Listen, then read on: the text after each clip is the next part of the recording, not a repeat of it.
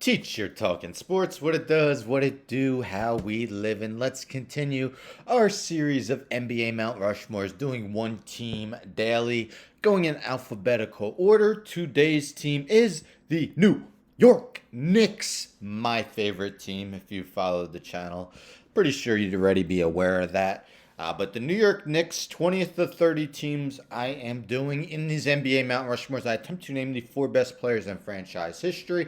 As a subjective list, let me know in the comments who you would include. I only look at how the player did for the team I am doing, and while the Knicks were never in the ABA, I strictly look at NBA performances. The Knicks have been a franchise since the 1946-47 season. They've won two NBA championships in their team history, 1970 and 1973.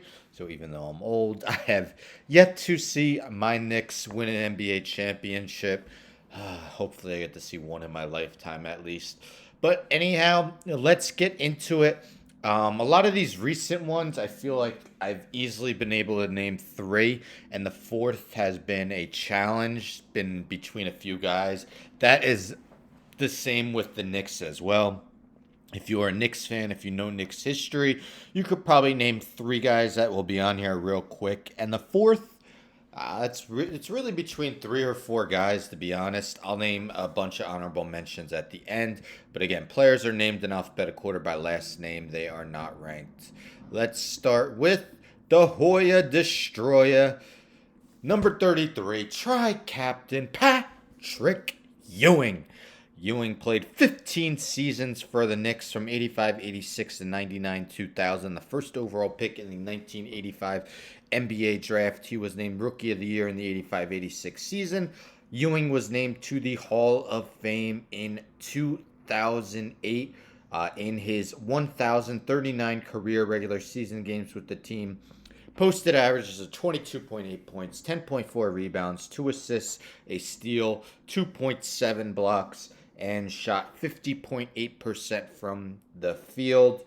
He was named to 11 All-Star teams, including 10 in a row from the 87-88 to 96-97 season. Helped guide the Knicks to two NBA Finals. Unfortunately, they didn't win either of them, but he holds many of the Knicks' team records, including points, steals, rebounds, blocks.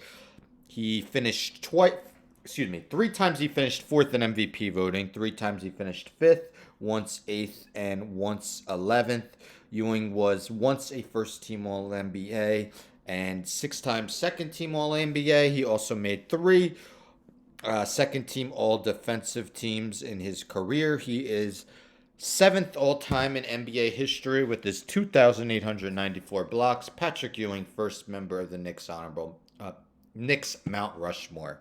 Next, we have the man that was known as Clyde, still announced in Knicks games today. Walt Frazier, the fifth overall pick in the 1967 NBA draft. Frazier played 10 seasons for the Knicks, inducted to the Hall of Fame in 1987 in his 759 career regular season games. Frazier averaged 19.3 points, 6.1 rebounds, 6.3 assists, and 2 steals, although steals were only an official stat in the last 4 of his 10 seasons with the Knicks. Frazier was named to 7 straight All-Star teams from the 69-70 to 75-76 season.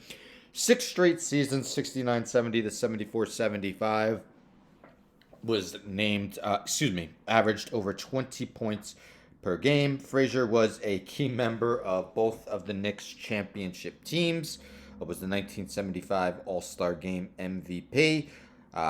One of the best defensive point guards in league history for 7 straight seasons from 68, 69, and 74, 75. Was a first-team All-Defensive member. Frazier also was named to 4 All-NBA first teams and 2 All-NBA second teams. Had MVP finishes of 4th, 6th, 7th, and 11th with the Knicks. And had one of the most historic Game 7s in NBA history.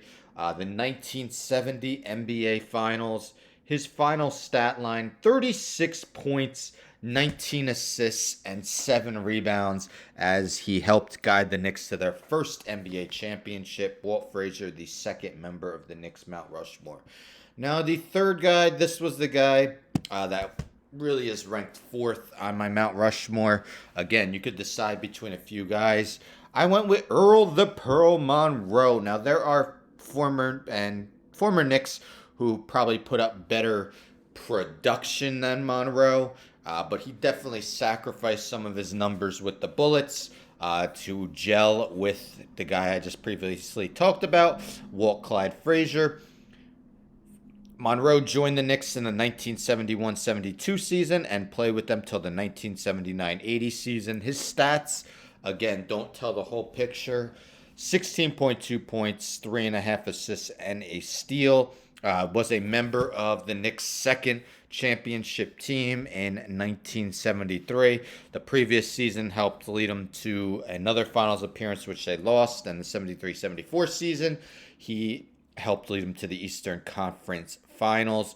Monroe was inducted into Hall of Fame in 1990, member of the 50 greatest and 75th anniversary teams. Monroe was named to two All-Star teams with the Knicks in the 74-75 and 76-77 seasons.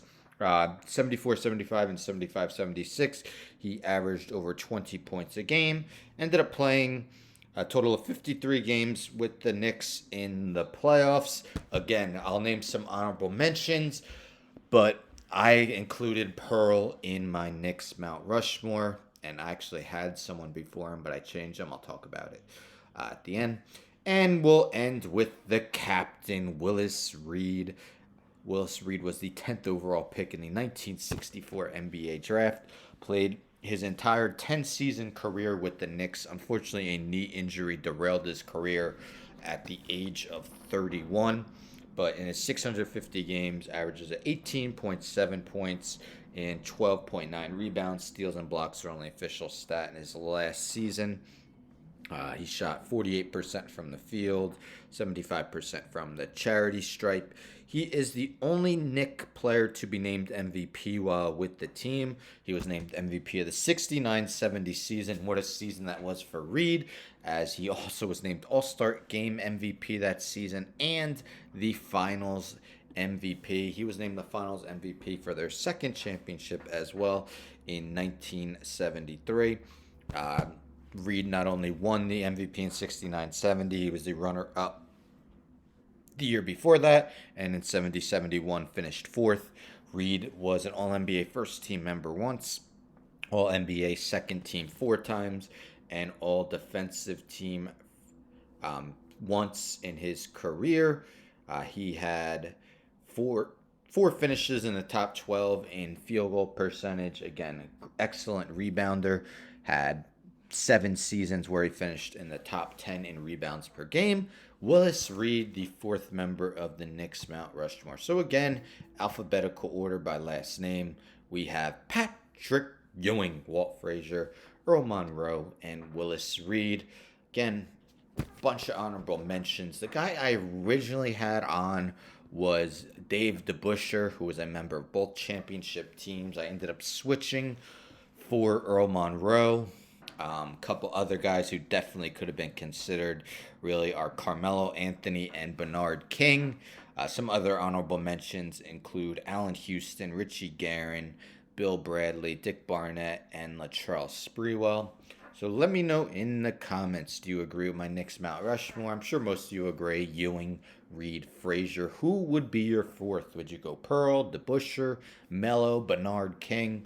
Monroe did play with the Knicks longer than the other 3 aforementioned guys I said could be on the Knicks Mount Rushmore. And, Melo and King put up more prolific stats, but Monroe's teams were much better. But again, you really can't go wrong with any of those choices. So 20 teams down, 10 to go. I am 2/3 done with these NBA Mount Rushmores. Tomorrow will be the Oklahoma City Thunder / Seattle Supersonics. I know Thunder fans don't want to be meshed with the Sonics and other way around, but that's how the NBA does it, so that's how I'm doing it.